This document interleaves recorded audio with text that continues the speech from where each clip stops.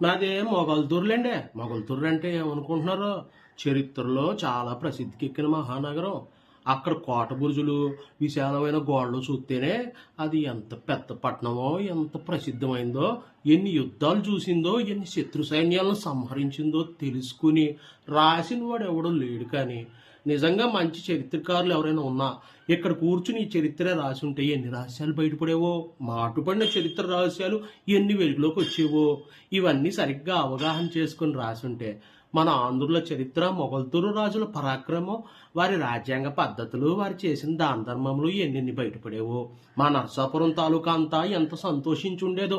నేటికి మా రాజులు అంతర్వేదికి వెళ్ళి రథోత్సవం నాడు రథం లాగడానికి ఆ గొలుసుల మీద చెయ్యేస్తే గాని ఎన్ని వేల మంది ప్రయత్నం చేసినా సున్నా. అలాంటి మహత్తు ఈనాటికి వారి చేతుల్లో ఉంది అంటే ఆనాడు వారెంతటి వారు ఊహించుకోవచ్చు. ఆ ఊళ్ళో జన్మించడం నాకు చాలా గర్వకారణం. మా ఇంటి పేరు వేమూరు వారు. వేమూరు వారు కూడా మొగల్తూరు పరిపాలకులతో పుట్టినవారే. రాజ్యాన్ని తీర్చిదిద్దడంలో, ప్రభువులందరినీ మంచి మార్గాన్ని నడిపించడంలో, వారి చేత దాన ధర్మాలు చేయించడంలో, భేద సాధనలు కనిపెట్టడంలో మా వాళ్ళు చాలా సాయపడ్డవారు. ఇప్పటికీ వారి మీద మా మీద వారికి ఎంతో గౌరవము, అభిమానము, ఆదరమును. వారికి ఏ విషయంలో, శాస్త్రంలో కానివ్వండి, లౌక్యంలో కానివ్వండి, ఏ సందేహం వచ్చినా తిన్నగా గుర్రం బండి వేసుకుని మా తాతగారు వద్దకు వచ్చి ఎంతో భయభక్తులతో వారి సమక్షమందు కూర్చుని వారి సందేహాలు విన్నవించుకుని నివృత్తి చేసుకుని సెలవు తీసుకుని వెళ్ళేవారని చాలా మంది చెప్పగా విన్నాను. అలాగే మా నాన్నగారిని కూడా గౌరవించేవారు. ఇంకా నేను పెద్దవాడిని అయితే నాకు అటువంటి గౌరవ మర్యాదలు జరుగుతాయని నా తోటి వాళ్ళంతా అంటూ ఉండేవారు. సరే, దానికేంలేండి, ఇది ఎప్పుడో జరగబోయే సంగతి. అయితే నేను చిన్నప్పుడు 5-6 క్లాసుల వరకు అక్కడే చదువుకున్నాను. మా గురువు గారికి అక్కడ అంతమంది పిల్లలున్నా నేనంటే ఎంతో ముద్దు. నన్ను దగ్గర కూర్చోపెట్టుకుని ఎంతో సరదాగా నా చేత అక్షరాలు దిద్దించడం నాకు బాగా జ్ఞాపకం.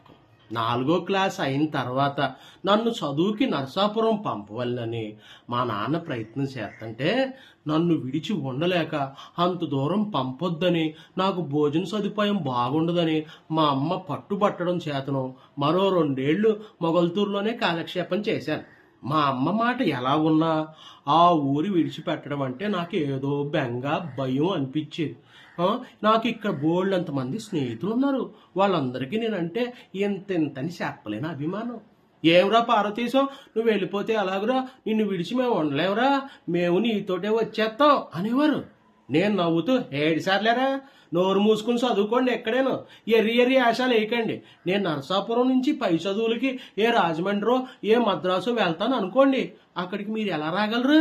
ఎవరు ఉండే చోట వాళ్ళు ఉండాలి కానీ అందరూ అన్ని చోటకి వెళ్ళగలరు ఏమిటి అంటే, ఎందుకు రాలేమేమిటి అని ఒక మిత్రుడు ప్రశ్నించాడు. నీ మొహం, ఏమాత్రం వస్తావో చూస్తాను, నేను అమాంతో ఈ కాలంలోకి దూకి ఈ పక్క నుంచి ఆ పక్కకి ఈదికెడతాను, చేతనైతే నన్ను పట్టుకో చూద్దాం అంటూ కాలం వైపు పరిగెత్తాను.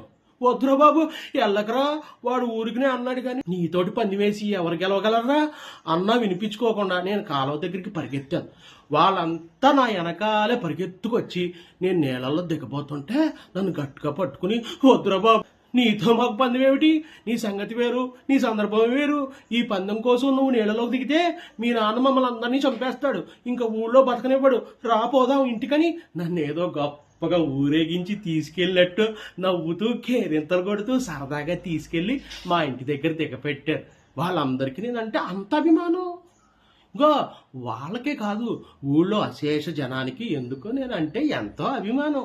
ఏ ఆటల్లోకి వెళ్ళినా నేను గెలుస్తుండేవాడిని. ఏ జామ తోటలోకో ఏ మామిడి తోటలోకో వెళ్ళినా అక్కడ యజమానులున్నా నౌకర్లున్నా నాకు బోల్డని కాయలు కోసిచ్చేవారు. నా తోటి కుర్రవాళ్ళు ఎవరైనా పొరపాటున ఒక కాయ కోసుకుపోతే ఆడలు కొట్టి పంపించేసేవారు. ఇలా మగాళ్లే కాదు, ఆడవాళ్ళందరికీ కూడా నేనంటే ఎంత ముద్దో ఇప్పటికీ తలుసుకుంటే ఎంత సిగ్గుగా ఉంటుంది. నా పుట్టినరోజు వచ్చిందంటే చుట్టుపక్కల ఉన్న ఆడవాళ్ళందరూ పేరంటానికి వచ్చి వెళ్ళేటప్పుడు అందరూ నన్ను ముద్దెట్టుకుని మరీ వెళ్ళేవారు.